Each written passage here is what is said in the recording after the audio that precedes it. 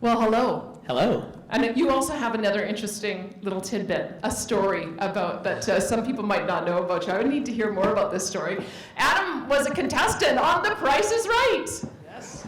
You sound just like Drew Carey. I was trying. So tell me what your conversation was like with Drew Carey. Yeah, it was interesting. I was wearing a Bitcoin shirt with a bunch of Canadian flags on it and a big picture of Drew. You make a crazy shirt when you try to get on The Price is Right. And he walked up and he was immediately like, "Oh, a Bitcoin guy. Like, we'll see how this goes." And then when we go to like a set change or whatever, he told me that he had a pile of Bitcoin in Mt. Gox in 2013, which is very interesting too. If anyone knows the story, Mt. Gox was kind of the first Bitcoin exchange, and then of course the first Bitcoin exchange, custodial exchange, to kind of go belly up, and was the first real catastrophe for the industry. It was December 2013 that happened, and I was there in 2016. So he was a little bit bitter, but I think I convinced him to get back in, and hopefully, Drew, if you're watching this, you've got some Bitcoin. That's fantastic. So I want to talk to you a bit more about because I didn't have your full bio to understand your journey to Bitcoin. Well, what are the steps that you took before you decided to launch this company, so that we understand some of the background that you had? Because this isn't an easy task going through the government regulatory environment, and it's remarkable that you've had the success you've had. So how did you get there? Thanks. Yeah, it was quite a journey. We started.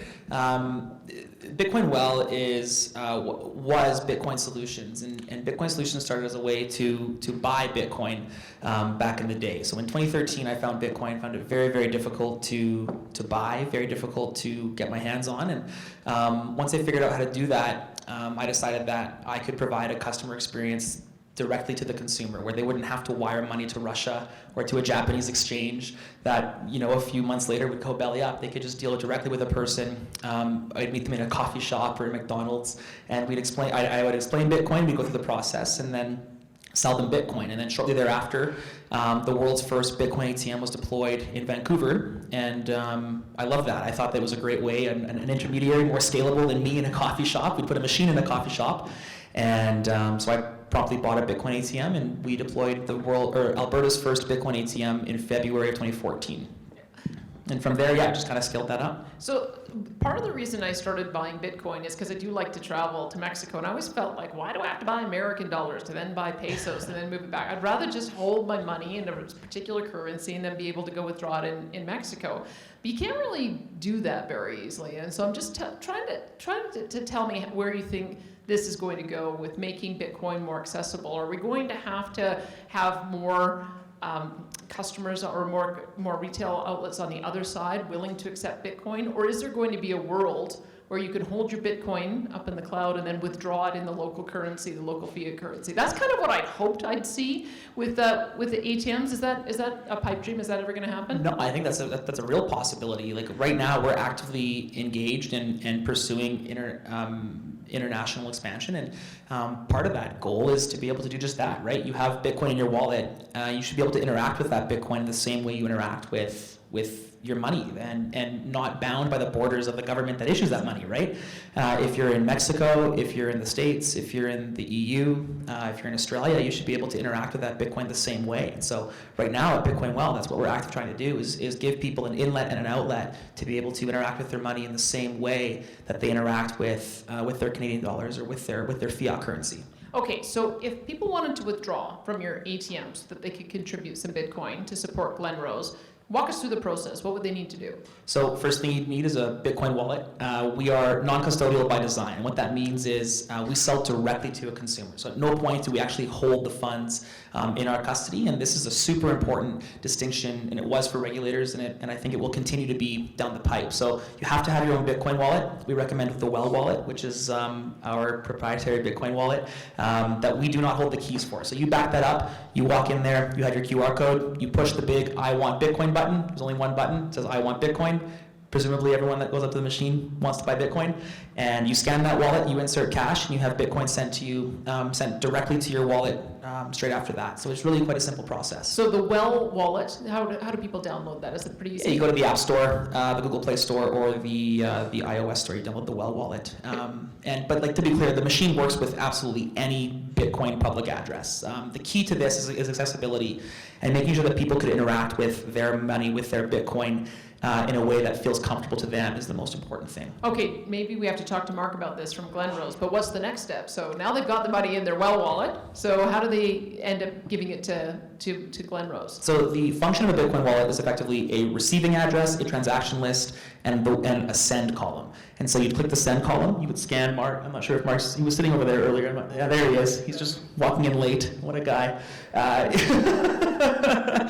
Presumably his website would have a QR code or the ability to create a QR code, a Bitcoin address on there. You'd scan that QR code, pick the amount denominated in either Canadian dollars or in Bitcoin or Satoshis, which is a micro fraction of a Bitcoin, and you would send that directly to the Glenrose. And the Glenrose would receive that, presumably hold it in Bitcoin, maybe. Why don't we trial it later, you and I? I think it's a great idea. Mark's saying to trial it. You've got, I think, 350 people here to be able to trial it with you. We ended up selling out, by the way, so I hope a few of you will give the trial on it over the lunch break. But maybe we can watch an exchange so 100%, I would so love that that. everybody knows how to do it. Because I'm really hoping, Mark, that we can. I want Adam's personal Bitcoin. I was going to say, this is a ploy to just get me to donate more money to the Glenrose, All isn't right, it? he's got you committed here, Adam. So let's then talk about this achievement of being the world's first public listing of a Bitcoin ATM company.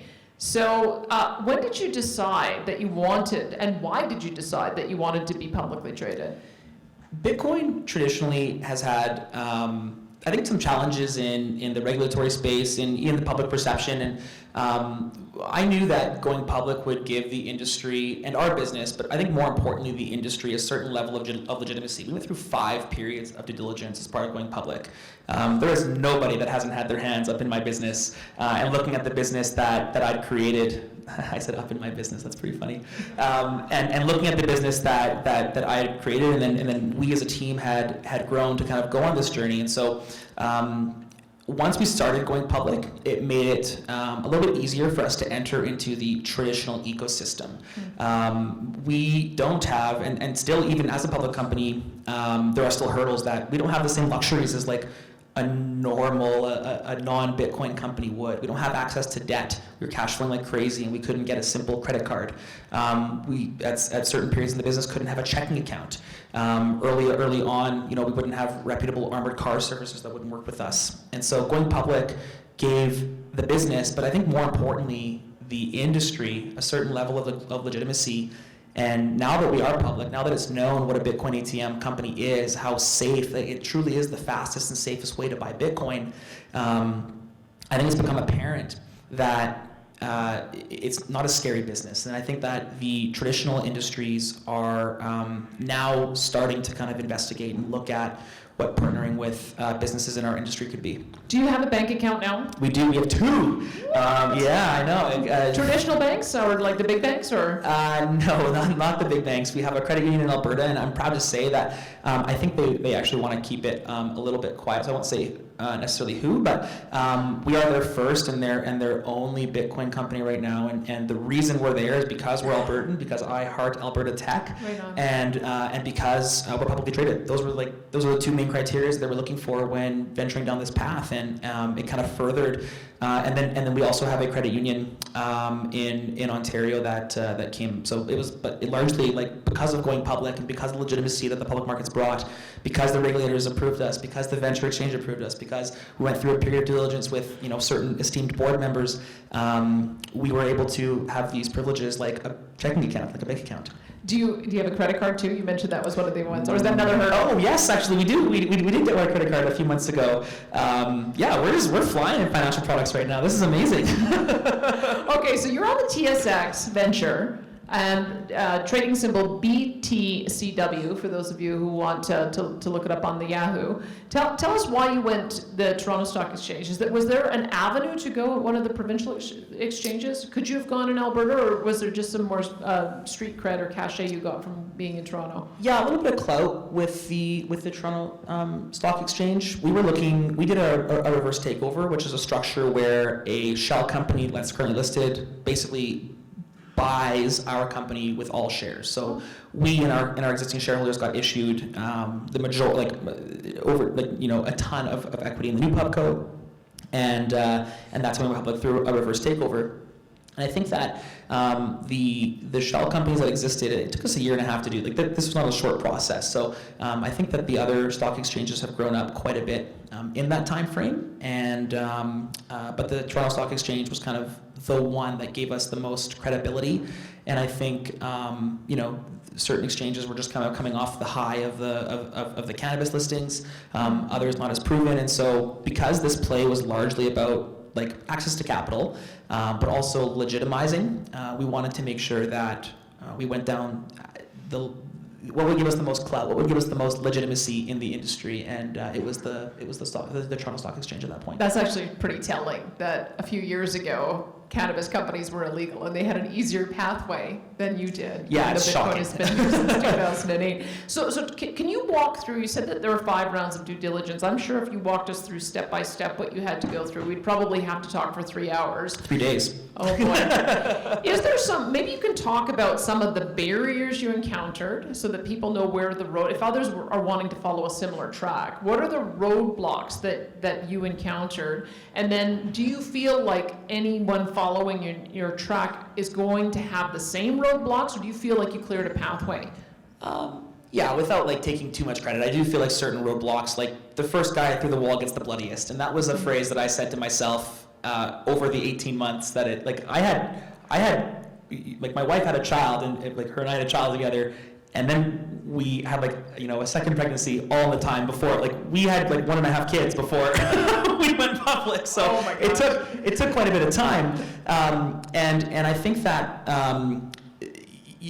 the entire regulatory, or not the entire, but a large part of the regulatory system is based, and the legal system is based off precedent. And when there's no precedent, it is confusing, and it's difficult to stick your neck out in an emerging industry like the Bitcoin, fintech, blockchain space. And I commend the entrepreneurs and the people that have.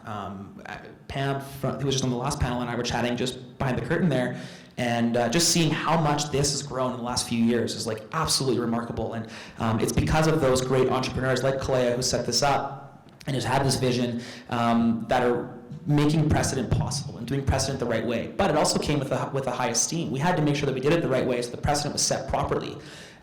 So I do feel like the lack of precedent that was there just caused every single question to be more stringent, asked multiple times. But secondly, it's a new market, an emerging market, and there's they just weren't educated, right?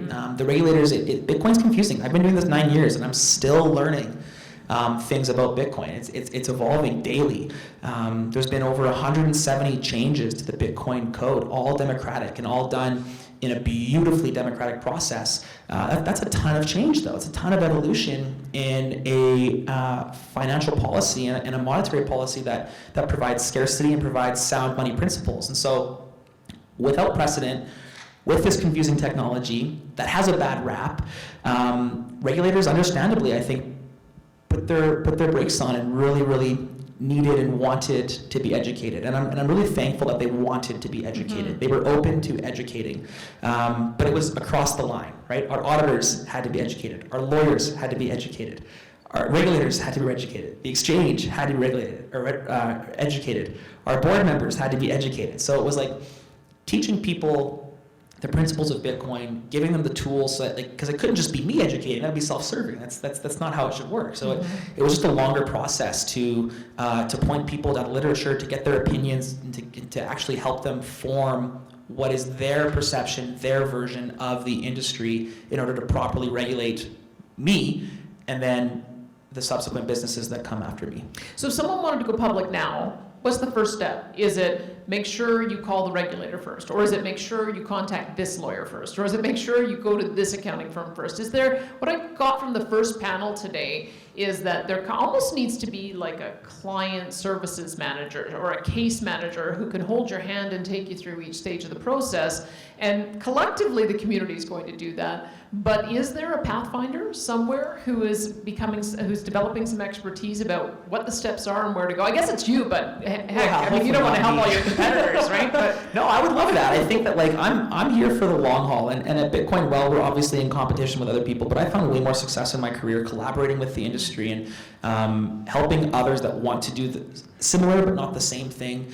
Even people that want to do the same thing, there's always room for collaboration. This is like, I think we're laughing if we don't think the CEO of RBC and the CEO of TD and the CEO of Scotiabank don't fly around in their jets and like talk, right?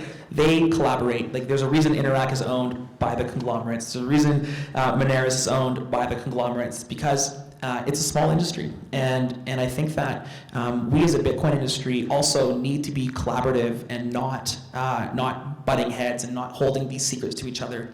That's largely how Dave Bradley, our Chief Revenue Officer, who you'll hear from multiple times this weekend, he claims to be the strongest and most handsome Bitcoin entrepreneur in the country. You see me, you'll see him later, I'll let you be the judge.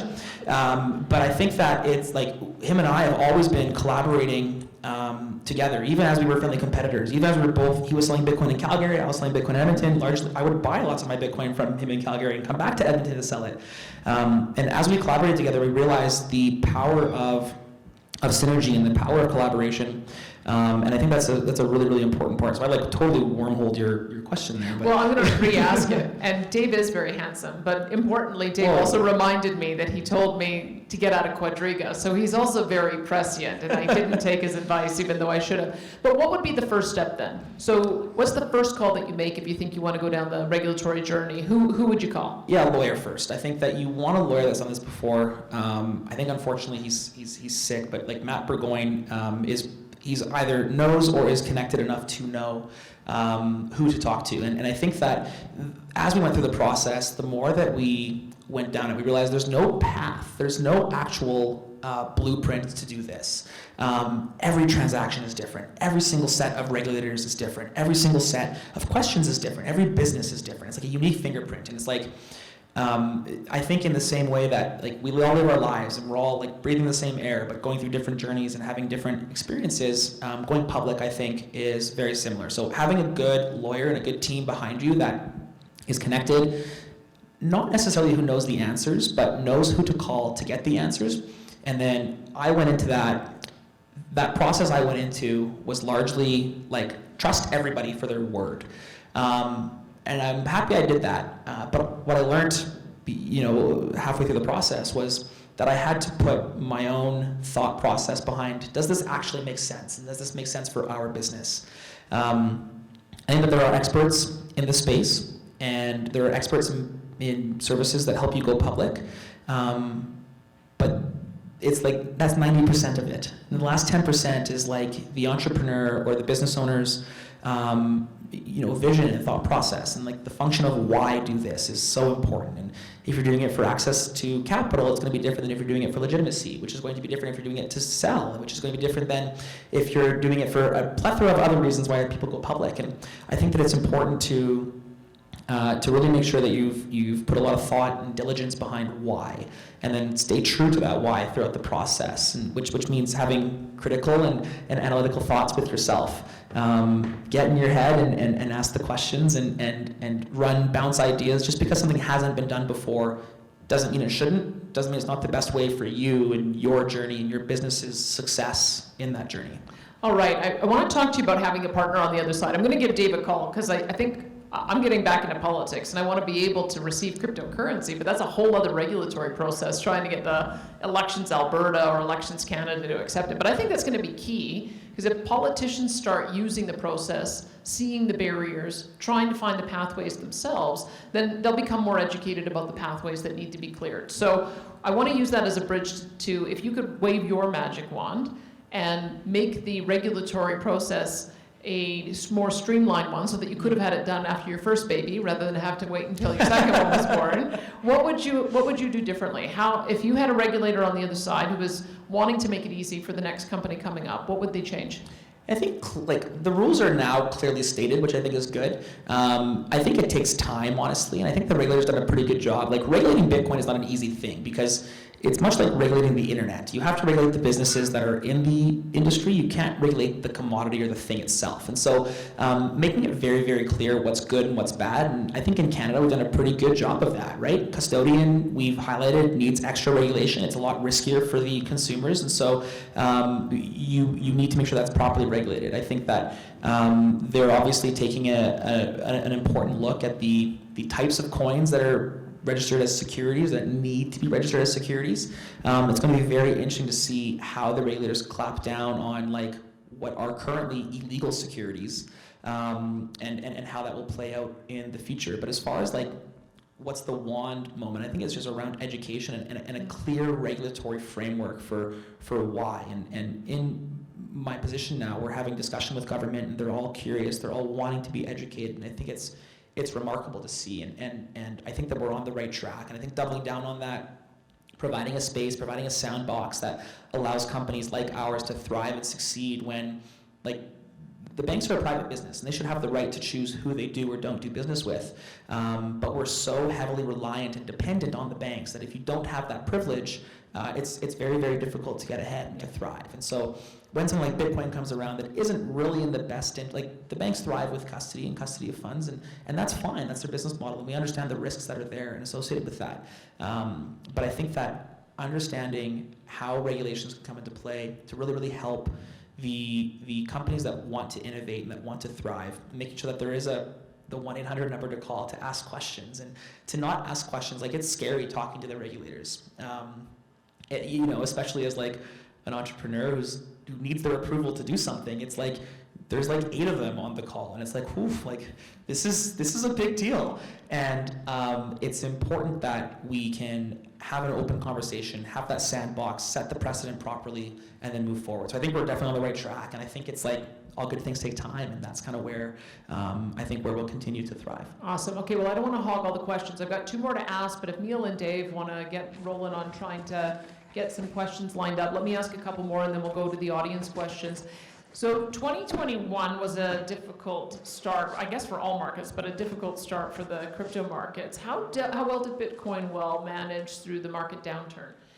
Yeah, we don't, like, our business model is not really price exposure to Bitcoin. So I think that we're a transactional model, and as long as there's interest in buying or selling or using Bitcoin, the actual company is in good shape. So I think we doubled or just over doubled our revenue last year, which was very, very awesome. And I think largely in part to our ability to give that kind of in-person white glove service to people who don't understand Bitcoin, who want to get into Bitcoin, who maybe lost money in some sketchy custodial platforms in the past, and who want to understand how to self-custody money and how to really buy Bitcoin in the fastest and safest way possible. So as long as there's interest in that, Bitcoin can be $1,000 or Bitcoin can be $1 million, and as long as people want to buy it, it makes no difference to us. How is your company valued? So, I mean, is it valued based on your physical assets of the number of machines you have, or what is tell us where your valuation is now based on what the future looks like? Yeah, it's like market sentiment at this point. I think that, like, public markets are a beautiful beast, and we, like all growth stocks, like all organizations that are in this sector, like we're definitely. I don't think that we've necessarily coupled from the price of Bitcoin, this industry in the public markets. But certainly how I'd like to be valued is, on our ability to convert people to being Bitcoiners, on our ability to properly create an ecosystem that gives people the ability to use their sound money, to use their Bitcoin in a way that is convenient to them, what they know with modern banking, but in a way that allows them to be safe and to realize the benefits of Bitcoin from the self-custody of funds. So I think that how we're valued today is market sentiment, and I think that's appropriate. That's what the public markets are, and like I said, partially was access to capital, but the other half was legitimacy and making sure that, and we've got that piece. I think that was the most important piece. Obviously the market sentiment will do what it does, and I think that as long as we continue to transact and continue to make Bitcoin easy to buy and sell, we're going to be in good shape. Just give me a couple numbers. What's your market cap right now? Probably varies quite a bit, but Yeah, 25 million. Excellent, Micro okay. cap. and when you're doing your measure of success, is it number of machines or is it number of users? And do you have some metrics on that and where you think you want to go? Yeah, right now it's definitely on Bitcoin sold or dollars going through the Dollars sold. machines. That's the most important piece. And really, we know there's a market to buy Bitcoin online, and we know that market is largely through custodial exchanges. So we want to make it easier to do that. The problem is there's a ton of costs associated with running a physical machine. And so balancing the innovation and balancing the dynamic between giving customers the fastest and safest way to buy Bitcoin with people are largely interested in the cheapest way to buy Bitcoin, it doesn't always work out. And I keep pointing to you and your Quadriga mishap, but like that's what happens. Okay. I had 2 Bitcoin, 10 Ether, and 20 Litecoin. So I'm feeling some pain today. But how much flow through are you expecting to have this year? We did $100 million last year or $99.4 million, I should clarify, in transactions last year, and I think that was largely people looking to enter the space, and I think that's really exciting. The majority of our volume is people buying Bitcoin, which excites me, right? I love when people buy Bitcoin, and it's people buying Bitcoin and then coming back to buy Bitcoin. We have a Bitcoin savings plan that we've been putting out, and you can literally just set it and forget it. It's the most responsible way to buy Bitcoin. It removes the emotion of buying Bitcoin. You simply sign up. We send you a pre-authorized debit agreement, and you pull bi-weekly $100 from your bank. It goes directly to your wallet. Literally set it up once, forget about it. $100 bi-weekly, $50 bi-weekly, $5,000 bi-weekly, doesn't matter. It's dollar cost averaging, removing the emotion, removing the price emotion that comes with buying Bitcoin. And I think that as we introduce more ways for users to easily, conveniently, and securely buy Bitcoin, receive the Bitcoin directly into their custody where they are in full control of their money, full control of their financial sovereignty, that's the mission. That's the goal, is to be able to set up more users, to be able to set up more people buying Bitcoin responsibly. I love it. All right, we've got Neil and Dave out there, so let's go to Neil first. Go ahead. Hey, is the mic on? I don't know if we need to turn the boxes Hello? on. Hello? Yeah, we can hear you. Go ahead. Hey, I've got 2 quick questions. First question is, do your machines support other coins? And the second question is, where do you buy your Bitcoin? And then a kind of question to that, would you buy your Bitcoin directly from miners? From miners, yes. So I'll answer the first question first. Right now, we are Bitcoin only, and that's very strategic and very intentional. We've been testing what kind of the other casino coins is how I lightly put them. There's another phrase that I won't use right now, but it starts with S and ends with it. Yeah, that's the one. That market for that is largely full of unsustainable negative customer experiences. And even in small markets that we test, we see like less than 2% of volume going through to these other tokens, these other coins. It's not the demographic of the ATMs. The demographic of the ATMs is different than the casino coins, is different than the crypto casino. The demographic of ATMs, the demographic of people that want sound money is just completely different. And so that's the strategic reason. Also, when you're selling Bitcoin directly to a consumer, you're selling any cryptocurrency directly to a consumer, the amount of infrastructure required to set up is exponentially difficult. On these custodial platforms where they have tens and hundreds of tokens that you're able to transact in, you have to set up the infrastructure once, and you can credit customer balances kind of intermediary. All the crypto is stored in kind of a slush fund. That's not the case when you're non-custodial. When you're non-custodial and you're selling direct to consumer, each individual has to have the infrastructure set up. So it just becomes, again, cost prohibitive and not aligned with our strategy, which is people that have responsible ways to buy Bitcoin, which like the root value of Bitcoin is sound money. And there are I'll say very few to cover my ass here, but it's like there are 0 other propositions in the world that offer sound money principles better than Bitcoin. And so selling anything other than Bitcoin is, in my opinion, just not what our company is built on right now. Buying directly from miners, 100%. We love buying from miners. I think that we've invested in a company that uses flare gas in order to, like stranded energy, in order to mine Bitcoin. I love the proposition of miners, and miners need to pay their bills and they need cash. And so it's like a beautiful symbiotic ecosystem. That's why I think Alberta is poised so well to take advantage of, like, we are this energy hub. We are this, like, we are built on energy. And Bitcoin is simply a movement of energy. And I think that as we innovate and as we continue to innovate, Bitcoin will be the sole and most important reason for why energy can make its comeback and can continue to thrive in the Alberta ecosystem. And it'll be largely because of Bitcoin, which really excites me. So we love working with miners. And if you are a miner, absolutely reach out to us because we love working with miners. Awesome. I think I see some thumbs up there, which I'm very happy about. Beautiful. 2 thumbs up. Great answer. Do we have Dave? Dave, go ahead. Hey, just want to start off saying I did my first Bitcoin Well purchase with cash last weekend, and it was an amazing experience, so thank you for setting those up. My question is, with Jack Mellors and Strike in the US sort of launching a race to zero on fees, I'm curious how you guys are thinking about protecting your business model and margins at that sort of physical location with the 10% fee on the spot price as, you know, potential other competitors move into the space for physical ATMs.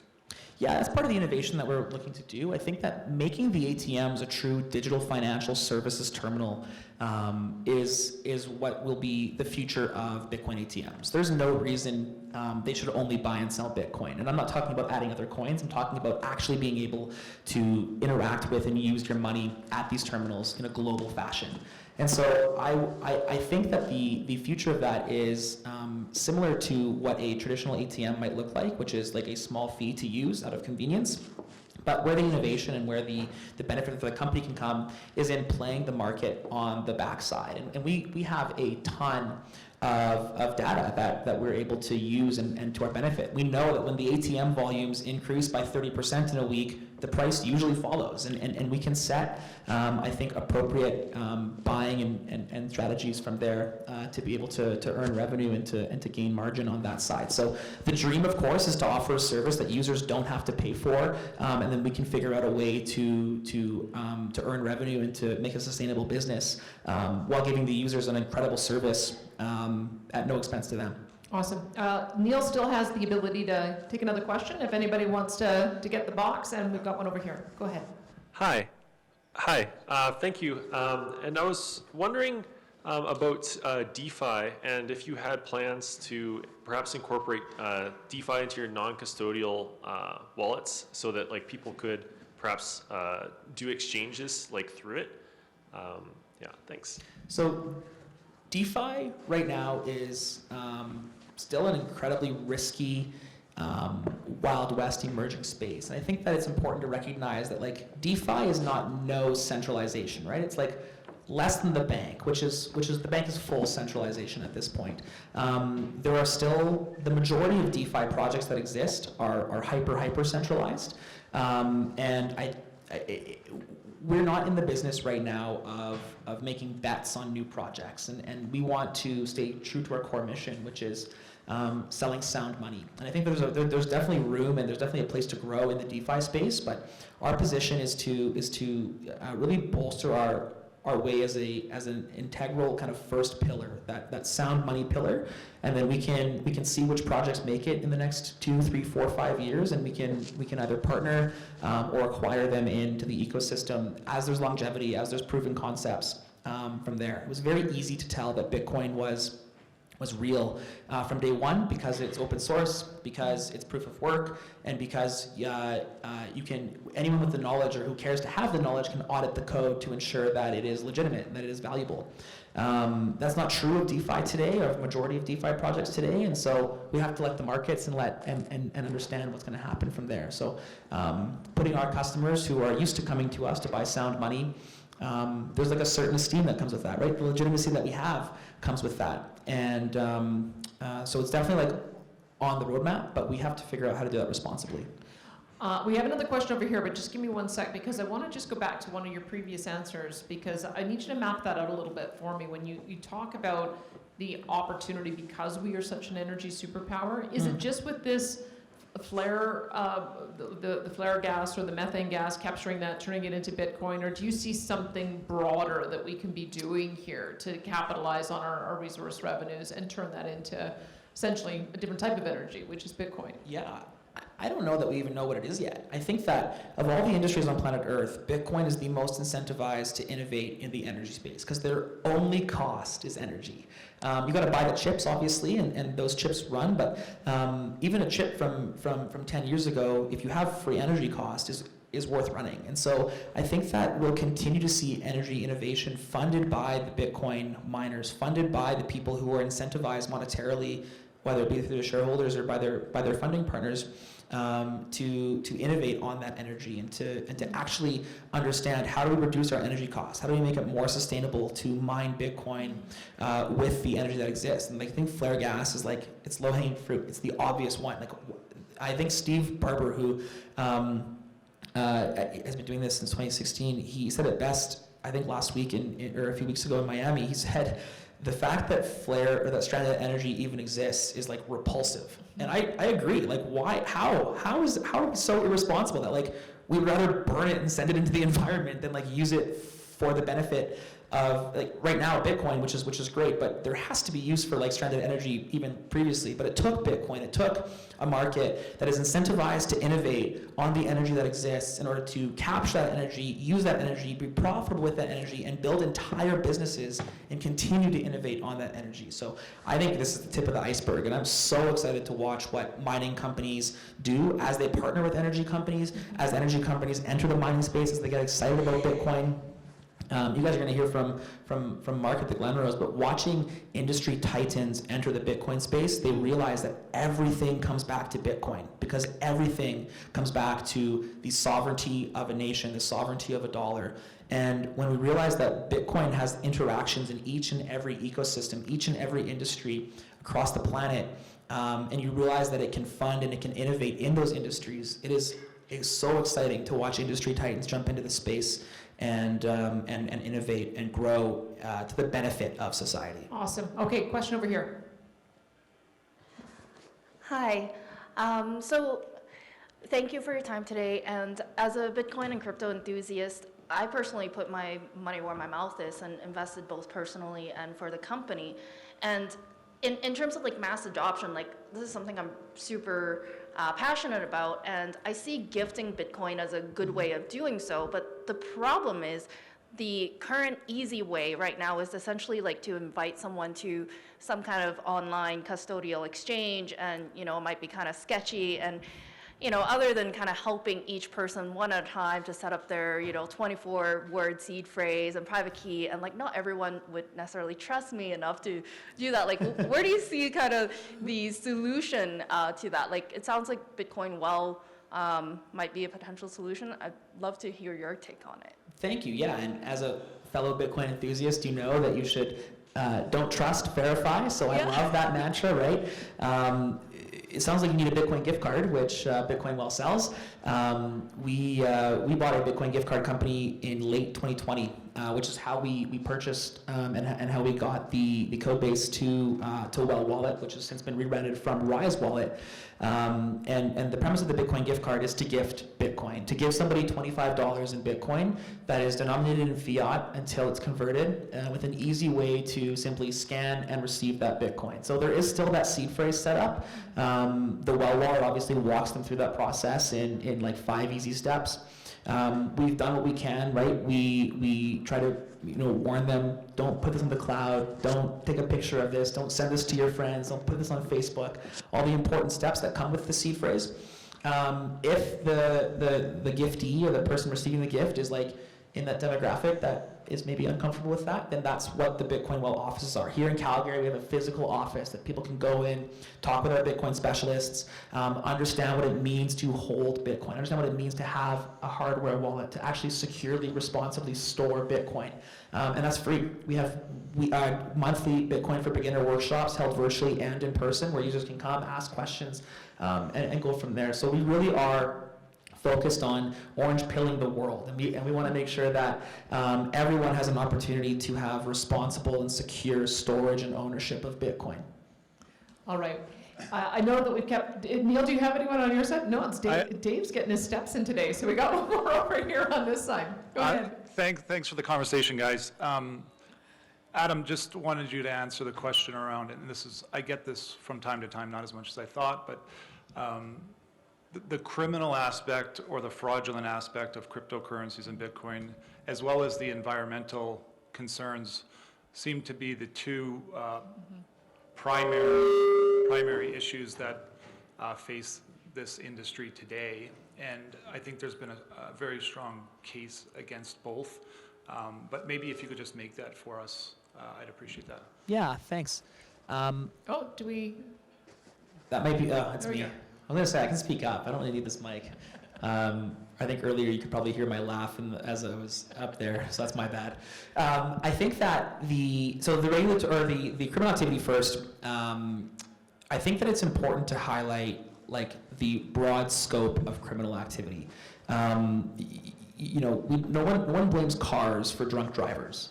And I think that's a really important analogy to recognize that we have to regulate the criminals, but like criminals are going to use anything and everything. Criminals at one point used gold, and criminals today use U.S. dollars and cash. I think that when at the peak of this kind of FUD, this fear, uncertainty, and doubt that regulates or that spreads through mainstream media and through the industry, there was a study that came out that showed the number one source of criminal activity is the U.S. dollar, and Bitcoin was number 9 on that list, after like cars and after like collectibles and fine art and like all these things that we have in our homes anyways. And so I think that this is a criminal problem, not so much a Bitcoin problem. As far as energy is concerned, do not confuse the power that Bitcoin takes to be bad. It's important for proof of work. That's how you are able to have sound money principles and sound money properties. And so the work is absolutely important. Like I said earlier though, lucky for us, we're in this energy hub and we're innovating with space. What's better for the world? Stranded energy being flared, burnt, and then released into the atmosphere, or being converted into Bitcoin? I think it's the latter. I would challenge anyone right now very publicly to call me out on that. But if you think that burning natural gas that is stranded there otherwise is better, and releasing it into the atmosphere is better than using it to power Bitcoin mines, you're just sadly mistaken. You're just wrong. And I think that as we see Bitcoin mining continue to innovate, continue to try and reduce costs, to try and find more sustainable ways to power their Bitcoin mines, the energy consumption, while increasing, will become less and less problematic for what we believe is problematic to the environment. So I'd also like a Bitcoin mine powered by solar looks really cool and a hell of a lot better than a stranded gold mine, which everyone has participated in that industry in one way or another if you have a phone. So I think that proof of work is important to the cause, is important to the foundation and the security, the responsibility of Bitcoin. And lucky for us, we have an industry that's innovating and that's constantly finding better, cheaper, more sustainable ways to use that energy. All right, we're out of time, but I did save one question for last, because there's a lot of companies that get a level of achievement like yours, and then they leave. Yeah. So what do we need to do to make sure that companies like yours stay, but more importantly, that we start developing a bit of a magnet so that others join you? Yeah, I think that right now I'm very, very focused on industry collaboration. And so we have a huge space downtown Edmonton that we're currently in the process of building out. And I would love to see some backing and some capabilities to really grow and make that the innovation hub, the Bitcoin, the fintech, the blockchain place where people come, they can ask questions. Like, we've got 65 people that have been eating, sleeping, and breathing Bitcoin for, at minimum, like we kind of scaled the team up over the last 2 or 3 years. So and I'm there 80 hours a week, so I've been doing this for 9 years, and I think that we've got a ton of expertise in the building that I would love to see people coming in and collaborate. I get emails once a week of people, hey, I want to start a Bitcoin ATM company. Do you have insight? I have all the insight in the world for them, because I think that's like important to the cause. I think second to that is seeing what other jurisdictions are doing. How are they raising money? How are they crowdfunding? How are they doing that responsibly? How are they, what kind of regulations are in place? What kind of structures, exemptions are in place? What kind of sandbox can we create in order to help companies achieve greatness and help companies expedite greatness? So I think that's kind of the two main things that we could do, is inspire and collaborate, which I think we're doing, and then the regulatory sandbox, which I think is coming. So Fantastic. Now, please thank Adam O'Brien for the presentation he gave for us today. I'll just